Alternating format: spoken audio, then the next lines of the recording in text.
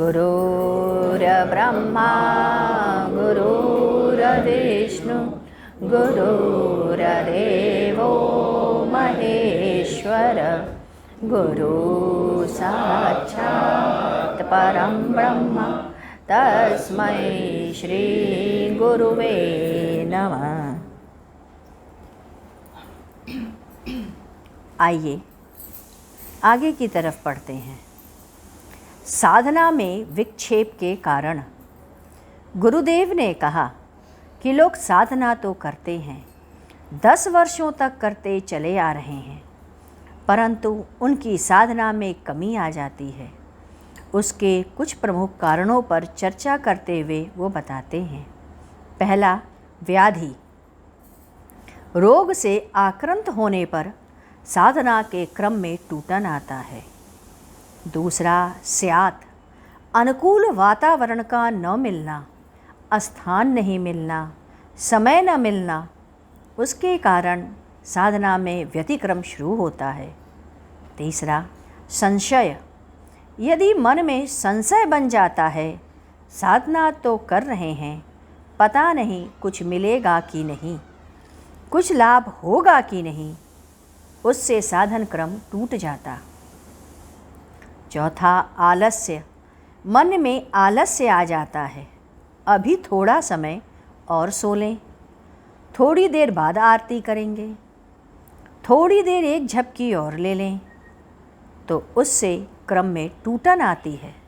आरती के समय ही चलेंगे, कुछ देर और घर पे रह लें। पांचवा, प्रमाद।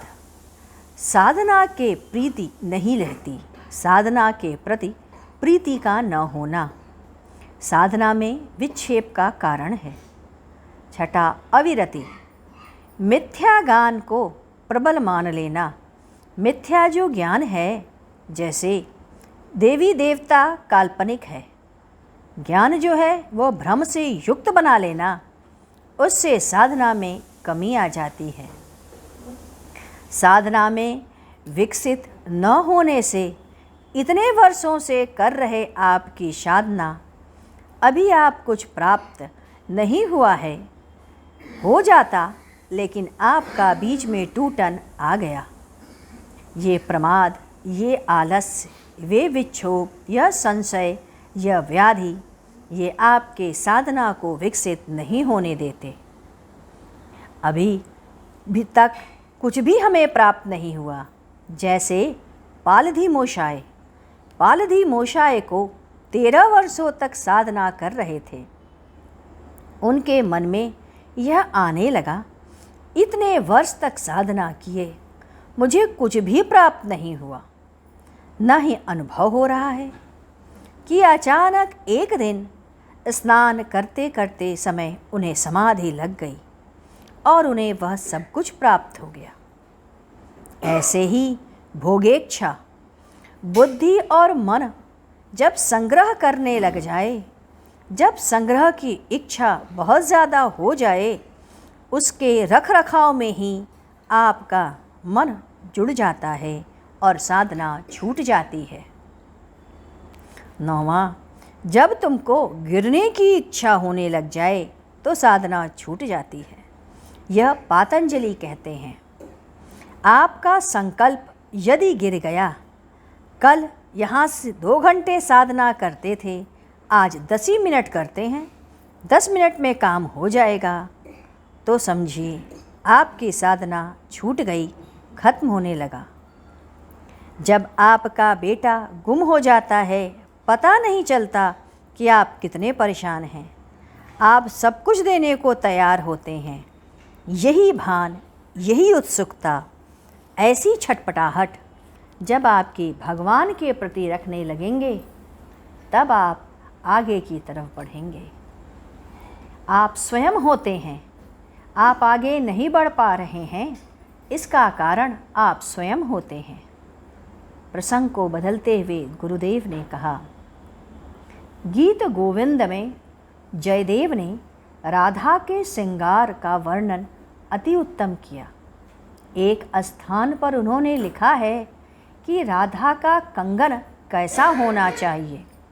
इस पर कई तरह से लिखा, परंतु उन्हें संतोष नहीं हुआ।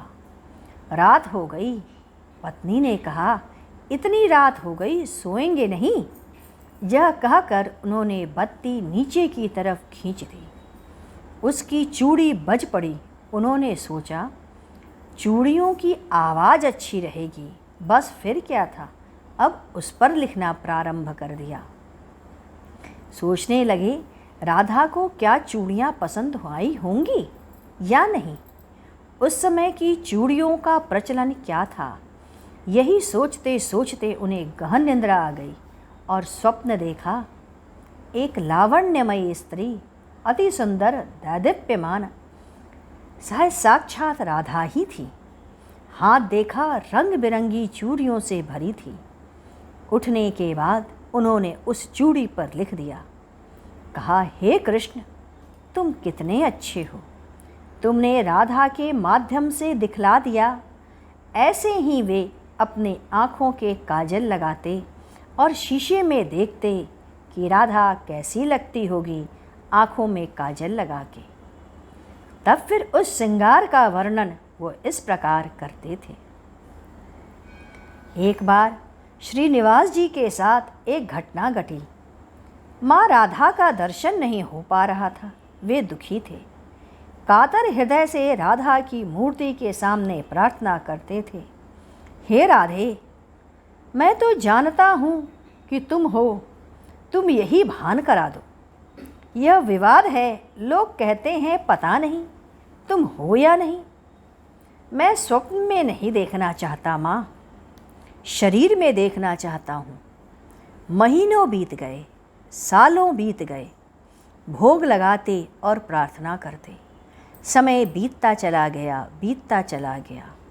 लोगों से सुना, राधा रात के समय यमुना किनारे पर प्रकट होती हैं।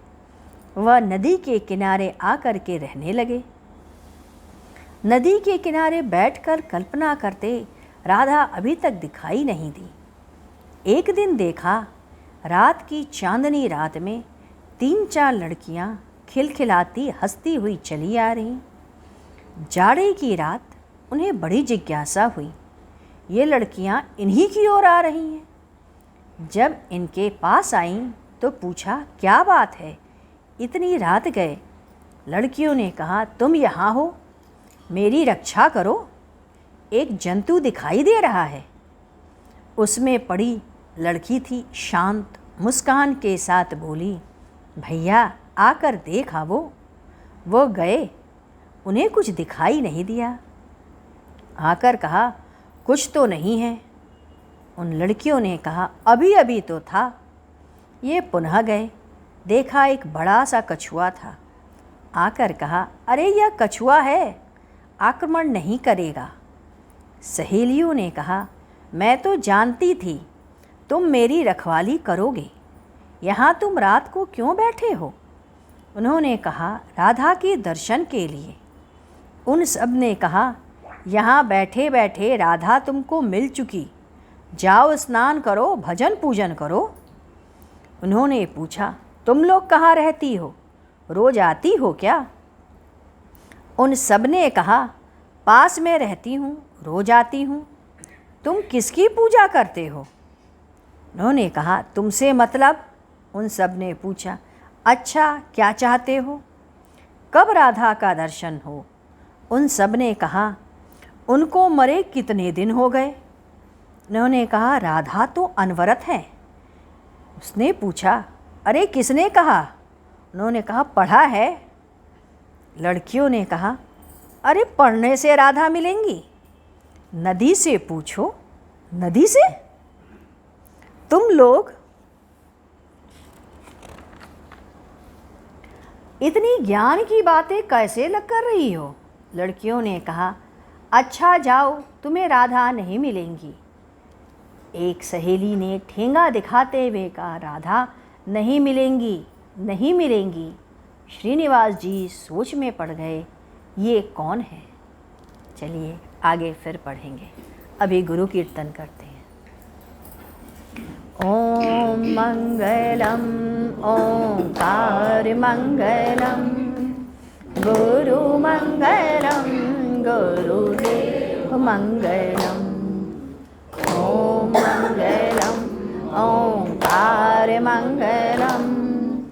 गुरुमङ्गलं गुरुदेवमङ्गलम् ॐ मङ्गलम् ओङ्कारमङ्गलं गुरुमङ्गलं गुरुदेवमङ्गलम् मङ्गलम् ओङ्कारमङ्गलं गुरुमङ्गलं गुरुदेवमङ्गलम् ॐ मङ्गलम् ओङ्कारमङ्गलं गुरुमङ्गलं गुरुदेवमङ्गलम् ॐ मङ्गलम् ओङ्कारमङ्गलं गुरुमङ्गलं गुरुदेवमङ्गलम् ॐ मङ्गलम् ओङ्कारमङ्गलं गुरुमङ्गलं गुरुदेवमङ्गलम् ॐ मङ्गलम् ओङ्कारमङ्गलं गुरुमङ्गलं गुरुदेवमङ्गलम्। बोलिए सद्गुरुदेव महाराज की जय। सद्गुरु तुम्हें शत शत नमन, सद्गुरु तुम्हें शत शत नमन, सद्गुरु तुम्हें शत शत